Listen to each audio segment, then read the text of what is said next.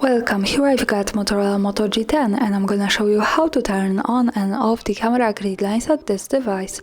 So at first we have to tap on the camera button to open it, and for now we are in the standard photo mode. From here let's go to the right corner to this button, and here we can open the advanced camera settings. Now let's slide a little bit down to the capture settings category.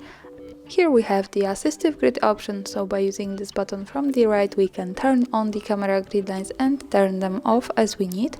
For now let me keep them turned on. Let's go back to the camera preview, and now we can see these lines. This is useful, for example, when we want to use the rule of thirds in photography or making experiments with composition. Also remember that these lines are not visible at the real picture, so when I take a photo and when I go to the right to the gallery button, we can't see them, so they are only to help us taking better photos.